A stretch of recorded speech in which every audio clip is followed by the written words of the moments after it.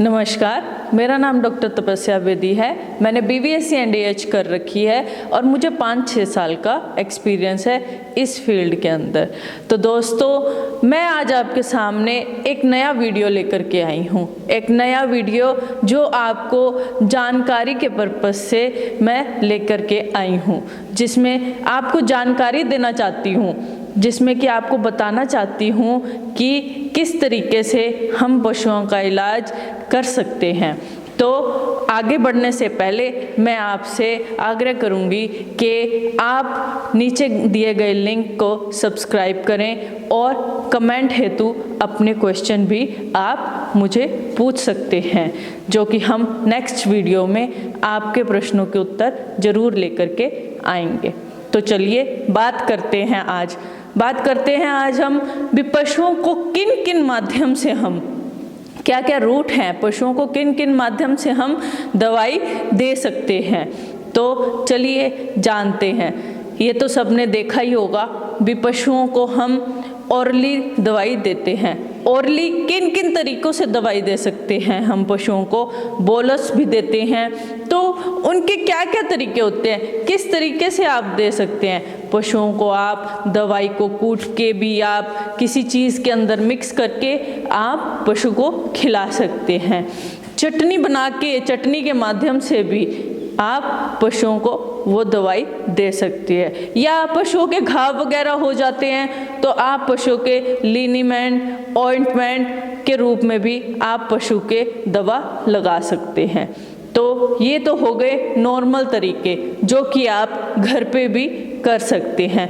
तो आइए बात करते हैं आगे, आप किस तरीके से पशुओं में दवाई इंजेक्ट कर सकते हैं इसके बारे में। तो चलिए बात करते हैं IM रूट की। IM यानी कि इंट्रामस्कुलर रूट। इंट्रामस्कुलर रूट जो होता है वो पशु के मसल्स में इंजेक्शन दिया जाता है। वो पशु के मसल्स में इंजेक्शन देते हैं और उसमें कौन कौन सी दवाइयाँ होती हैं, जैसे कि नॉर्मल आप एंटीबायोटिक्स वगैरह दे रहे हैं तो वो पशुओं को आप IM रूट के माध्यम से भी इंट्रामस्कुलर, जो कि मांसपेशियों में इंजेक्शन लगता है, उसमें आप दे सकते हैं। फिर करते हैं बात हम IV रूट की। IV रूट क्या होता है? IV रूट होता है इंट्रावेनस। इंट्रावेनस रूट से आप क्या समझते हैं? इंट्रावेनस रूट होता है जो कि वेंस के अंदर इंजेक्ट किया जाता है। वेंस के अंदर इंजेक्ट करने का मतलब होता है जबकि हमारे पास कोई इमरजेंसी का केस आता है, जैसे कि हमें पशु को जल्दी से जल्दी ठीक करना है, तो हम उसको वेंस के माध्यम से इंजेक्शन देते हैं, जो कि रूट पर। इन चीज़ों का हमेशा ध्यान रखना चाहिए। जो भी हम इंजेक्शन दे रहे हैं डॉक्टर की देख रेख में और डॉक्टर से पूछ के सलाह लेके, अगर आपको इंजेक्शन का तजुर्बा है तभी आप दे सकते हैं। और जब भी इंजेक्शन देना है इस चीज़ का आप हमेशा ध्यान रखें कि वाइल के ऊपर रूट हमेशा देख ले भी किस रूट से आपने इंजेक्शन देना है। तो इंट्रावेनस रूट जो है उसमें दवाई जल्दी असर करती है। 3 से 4 या 5 घंटे में हमें जल्दी इफ़ेक्ट मिलने लग जाता है उस बीमारी के प्रति। तो ये थी IV रूट की बात। इसके बाद हम बात करते हैं SC रूट की, सबक्यूटेनियस रूट। सबक्यूटेनियस रूट कौन सा होता है? सबक्यूटेनियस रूट होता है चमड़ी उठा के। आपने देखा होगा कई बार पशुओं में जो है वैक्सीनेशन दी जाती है। जितनी भी वैक्सीनेशन होती है उसका असर हमें धीरे धीरे चाहिए होता है हमारी बॉडी पे। उसका असर हमें हमारी बॉडी अथवा पशु की बॉडी पे भी आपने देखा होगा भी धीरे धीरे ही हमें इंजेक्शन देना होता है। धीरे धीरे उस इंजेक्शन का असर चाहिए होता है बॉडी पे। तो जिसका हमें मतलब कि जो हम वैक्सीनेशन लगाते हैं, जितने भी वैक्सीनेशन लगते हैं ह्यूमन अथवा पशु में, वो हमेशा SC रूट से ही लगते हैं। SC रूट यानी कि सबक्यूटेनियस, चमड़ी उठा के। तो इसके बाद बात करते हैं हम इंट्रायूट्राइन की। इंट्रायूट्राइन कौन सा रूट होता है इसके बारे में थोड़ा सा जानते हैं। मेट्राइटिस एक रोग होता है जो गायों में भी देखा जाता है कई बारी।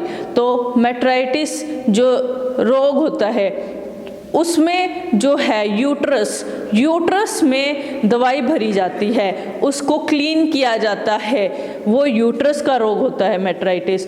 उसमें जो दवा है वो इंट्रायूट्राइन के माध्यम से दी जाती है। फिर बात करते हैं हम थनैला रोग की। थनैला रोग अगर आ गया है तो थनैला रोग में क्या होता है, टीट्स जो थनों की बीमारी है, थनों में भी फिर ट्यूब दी जाती है। टीट्स के माध्यम से भी आप उस थनैला रोग को कंट्रोल कर सकते हैं। और इसके बाद बात करते हैं इंट्रारूमन की। इंट्रारूमन जो होता है, इंट्रारूमन में क्या होता है, इंट्रारूमन में आपने देखा होगा जो टिम्पनी होती है, टिम्पनी यानी कि आफरा आता है। आफरा में आप देख सकते हो भी पेट एकदम फूल जाता है, गाय का जो पेट होता है वो एकदम फूल जाता है। और उसमें क्या करते हैं, उसमें फिर हम रूमन में इंजेक्शन लगाते हैं, रूमन में ही पंचर करते हैं ताकि वो गैस बाहर निकल जाए और वहीं पे दवा भरी जाती है ताकि उसको जो है आराम मिल जाए। तो दोस्तों ये सब रूट थे, इन सब रूट के बारे में आपको सिर्फ जानकारी देनी थी भी आप लोगों को पता होना चाहिए भी गाय का ट्रीटमेंट किस किस तरीके से किस किस रूट से किया जाता है।